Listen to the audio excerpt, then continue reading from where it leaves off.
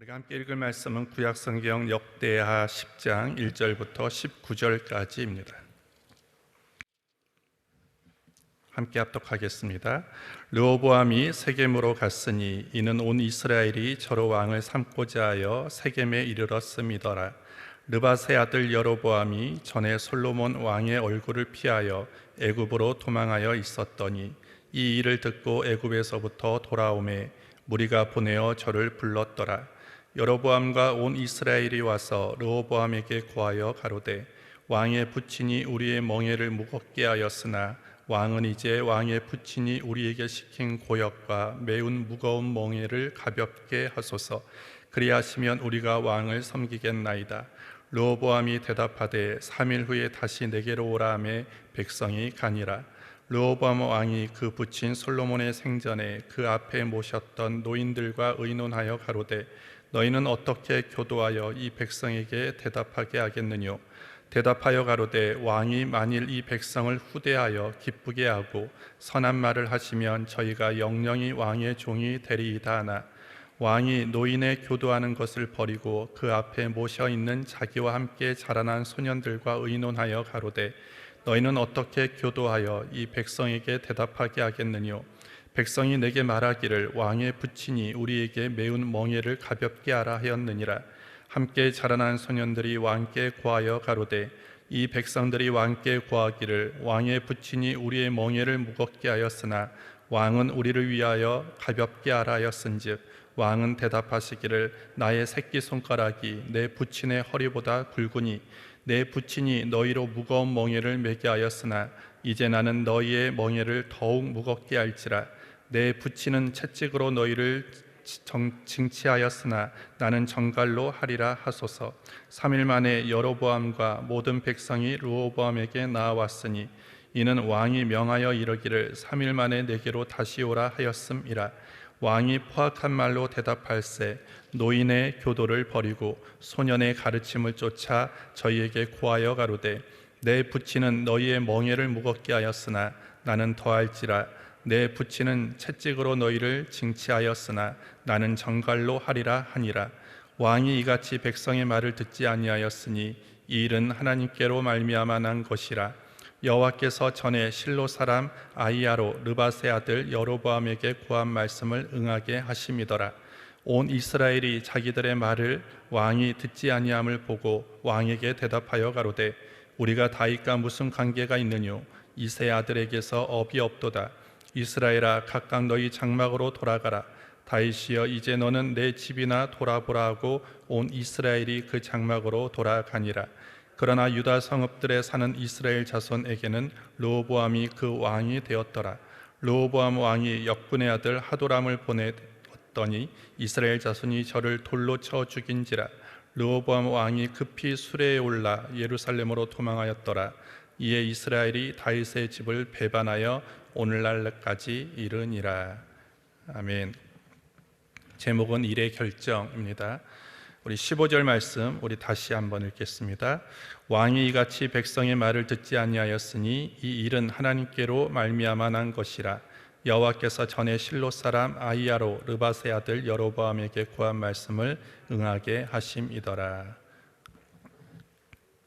교재 먼저 보겠습니다. 솔로몬이 죽고 그 아들 르호보암이 왕으로 즉위하자 솔로몬에게 반역하다 애굽으로 도망갔던 여로보암이 돌아온다. 여로보암은 솔로몬 시대부터 강제 노역에 시달린 백성의 불만이 가시화되자 북쪽의 10개 지파를 앞세워 노역을 감해줄 것을 르호보암에게 요구한다. 그러나 르호보암은 국가 원로들의 옳은 말을 버리고 소년들의 경솔한 말을 따른다. 결국 여로보암과 북쪽의 10개 지파 사람들은 자신들의 요구를 거절한 르호보암을 배반하여 자신의 땅으로 돌아가고 르호보암은 남쪽 유다만 다스리게 된다. 이로써 이스라엘 왕국이 둘로 나뉘게 되었다. 이스라엘이 분열된 원인은 첫째, 르호보암이 중대한 결정을 내릴 때 먼저 하나님의 뜻을 구하지 않았다는 것이다. 그는 국사를 논함에 앞서 하나님의 뜻이 무엇인지를 알기 위해 기도했어야 했다. 둘째, 노인들의 지혜를 무시하고 소년들의 경솔함을 쫓았다는 것이다. 이는 새로운 것만 쫓는 이 시대에 새로운 것이 언제나 옳은 것은 아님을 가르쳐준다. 셋째, 솔로몬의 우상 숭배 때문이다. 솔로몬은 말년에 우상을 섬긴다. 죄에서 돌이키라는 경고를 무시한 솔로몬에게 하나님은 나라를 빼앗으시겠다고 말씀하셨고, 그 말씀이 솔로몬의 아들 르호보암 때에 성취된 것이다. 하나님의 뜻과 말씀에서 벗어난 결정을 하게 되면 비참한 대가를 치를 수밖에 없다. 우리의 삶은 끊임없는 선택과 결정의 연속이다. 하나님은 인생의 크고 작은 문제들을 결정할 때 하나님의 뜻을 먼저 구하는 사람을 도우신다. 일의 결정에 앞서 먼저 하나님 앞에 무릎을 꿇고 하나님의 말씀을 듣자. 뿐만 아니라 어른과 선배들의 의견을 경철할 줄 아는 지혜로운 성도가 되자. 이것이 성경의 가르침이다. 우리가 함께 읽은 역대하 10장은 솔로몬 이후 다윗과 그리고 솔로몬에 의해서 이룬 이 통일 왕국이 어떻게 분열되어 가고 있는지에 대한 모습을 기록하고 있습니다. 이 왕국의 분열은요, 이미 하나님께서 솔로몬의 죄악과 관련해서 이미 예고된 그런 심판의 결과입니다. 열왕기상 12장에는 오늘 역대상 10장과 동일한 그런 사건이 기록되어 있는데, 열왕기상 1억에서는 이렇게 얘기합니다. 여호와께서 솔로몬에게 말씀하시되 내게 이러한 일이 있었고 또 내가 나의 언약과 내가 내게 명한 법도를 지키지 아니었으니 내가 결탄코 이 나라를 내게서 빼앗아 내 신복에게 주리라. 이렇게 하나님이 말씀하셨습니다. 솔로몬의 마음이 하나님에게서 떠나기 시작하면서 하나님도 말씀하신 대로 그 나라를 다른 사람의 손에 지금 넘기시는 장면이 오늘 본문에 기록되어 있습니다.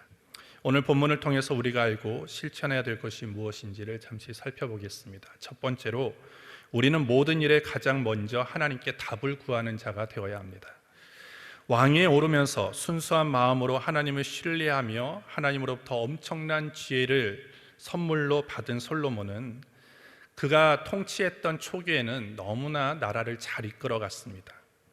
하지만 성전이 완공되어지고 그리고 자신이 통치하는 나라가 잘 되어 가면 갈수록 그의 화려한 업적에 도취되어져서 솔로몬은 하나님으로부터 점점 멀어지게 되어집니다.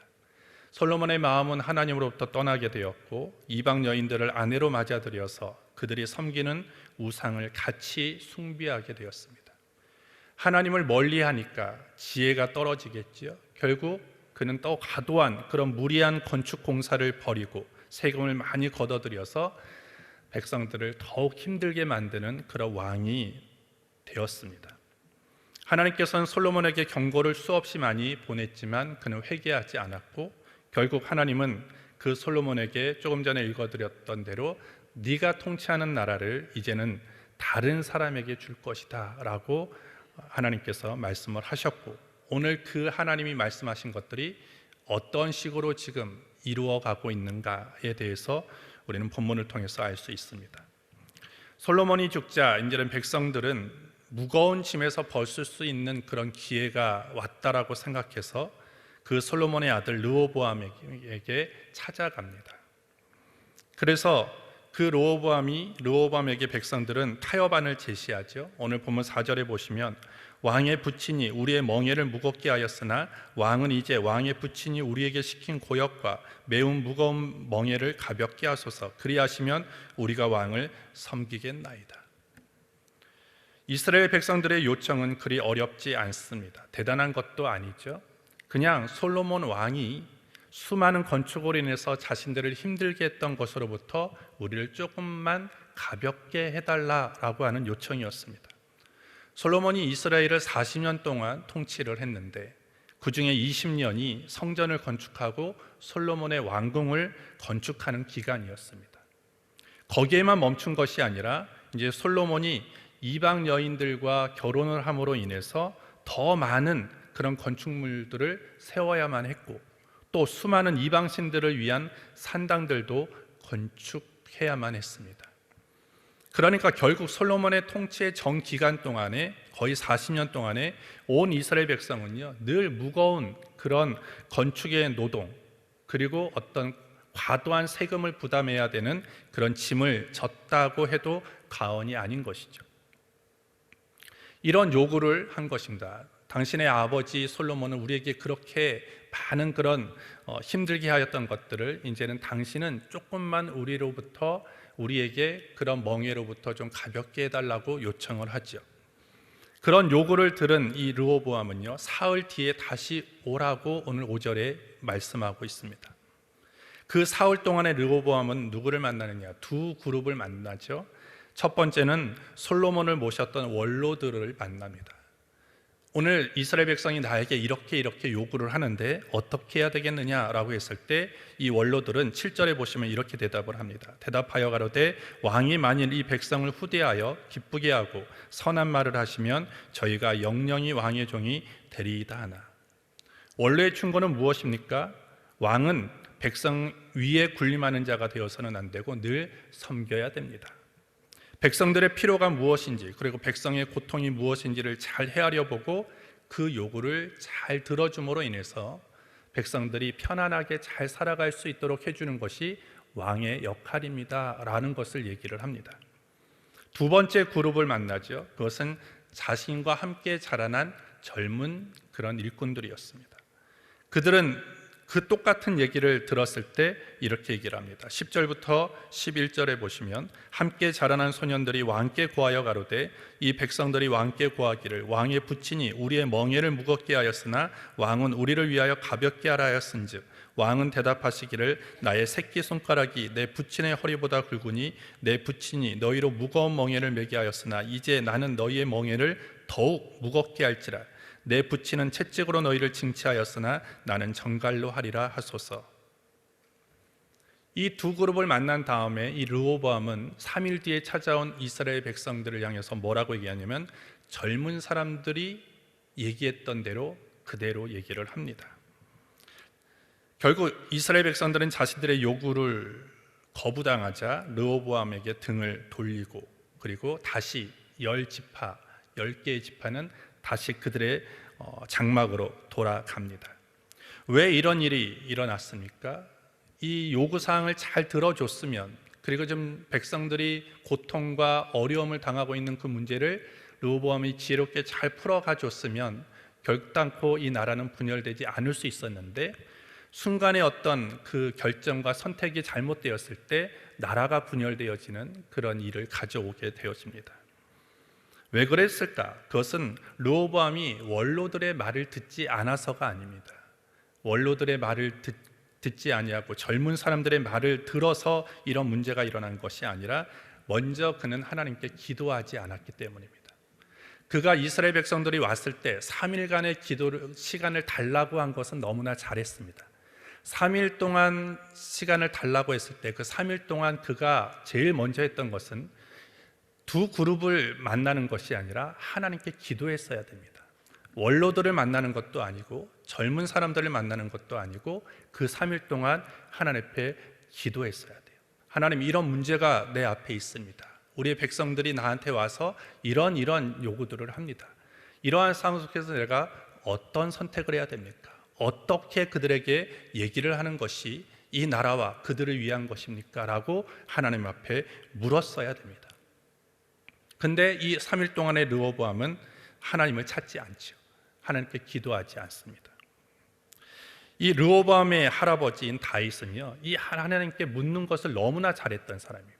자그마한 일에서부터 큰 일에 이르기까지 매사에 하나님의 뜻을 구하고 하나님의 지혜를 구했던 사람이 다윗이었습니다. 그래서 다윗은 그가 통치했던 그 모든 기간 동안에 나라를 건강하게 그리고 견고하게 잘 세워갈 수 있게 된 것이죠. 오늘 우리는 누구의 말을 듣는지 대단히 중요합니다. 늘 우리는 선택의 기로에 서 있기 때문에 누구든지 갈림길을 만날 수 있기 때문입니다.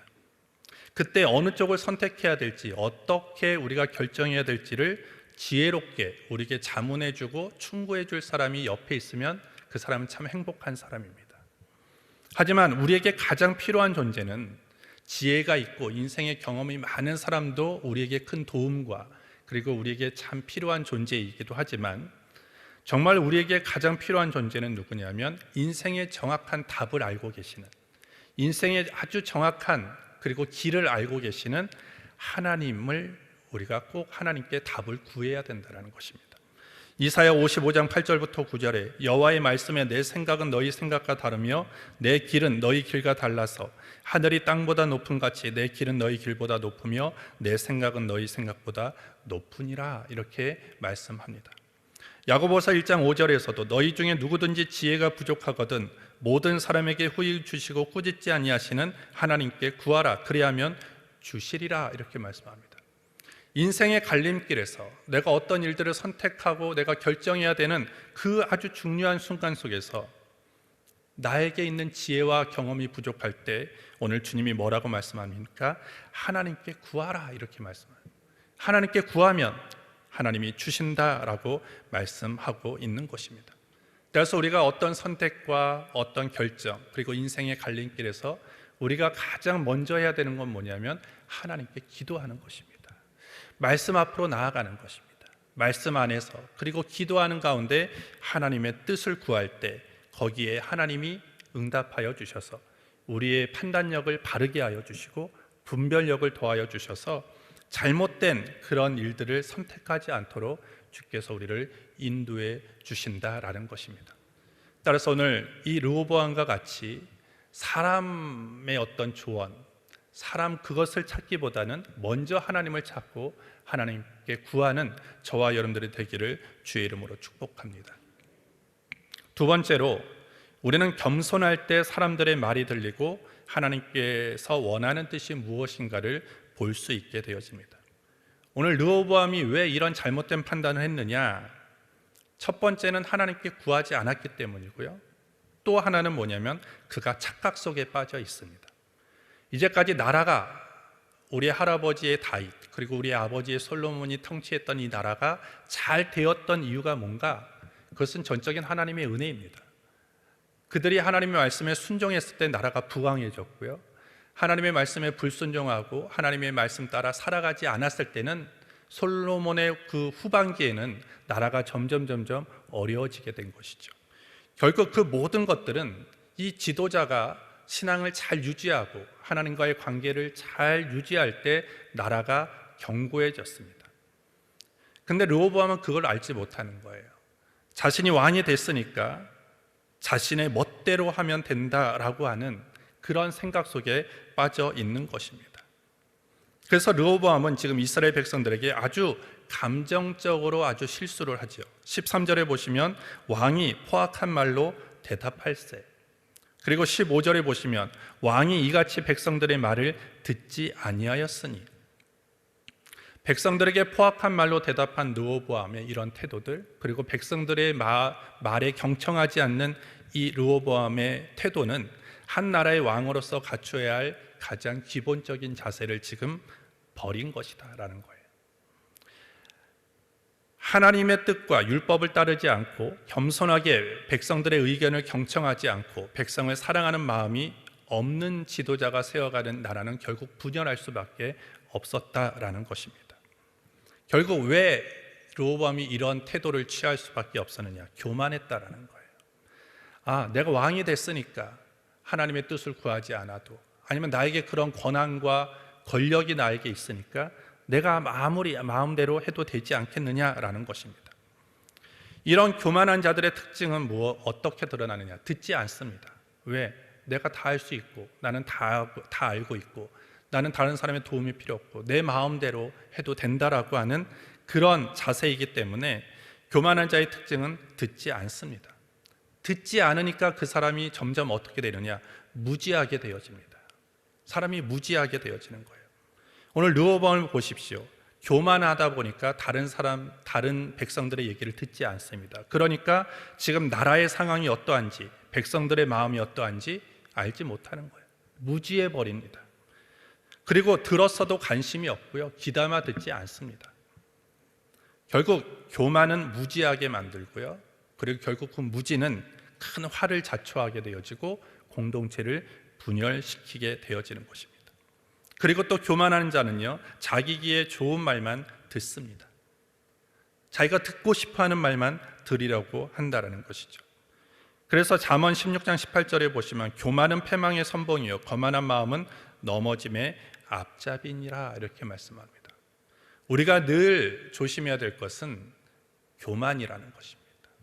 내 삶의 태도와 내 생각 속에 절대 교만한 마음과 교만한 태도가 만들어지지 않도록 우리는 늘 그것을 경계하고 조심해야 되는 거예요. 따라서 저와 여러분들은 늘 하나님 앞에 겸손해야 되고요, 모든 사람 앞에 겸손해야 되는 거예요. 겸손할 때 들립니다.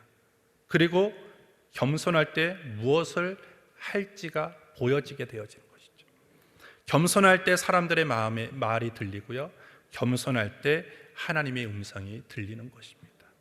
내가 하나님의 음성을 난 모르겠어요. 난 하나님의 뜻이 어디 있는지 잘 모르겠어요. 그것은 내가 지금 아직 교만하기 때문이에요. 겸손하면 내 귀가 열립니다. 겸손하면 내 눈이 열려지는 거예요. 그래서 하나님의 뜻이 어디에 있는지, 하나님의 마음은 무엇인지가 들려지고 보게 되어지는 것입니다. 그래서 늘 겸손한 저와 여러분들이 되기를 주의 이름으로 축복합니다. 하나님의 음성에도 귀를 기울이고 우리 주변의 사람들이 무엇을 요구하고 무엇 때문에 힘들어하고 있는지를 볼 수 있는 그런 겸손한 자가 되어져서 여러분들이 세워지고 여러분들이 속해 있는 그 모든 구성원들과 공동체가 행복해져 갈 수 있게 되기를 예수님의 이름으로 축복합니다. 하나님 아버지 감사합니다. 오늘 이 아침 우리를 주의 전으로 불러주심을 감사합니다. 오늘 들은 말씀대로 살아가기를 원합니다. 우리의 길을 열어주시고 내 생각과 마음이 아니라 하나님의 마음으로 살아갈 수 있도록 은혜를 베풀어 주시옵소서. 예수님의 이름으로 기도합니다. 아멘.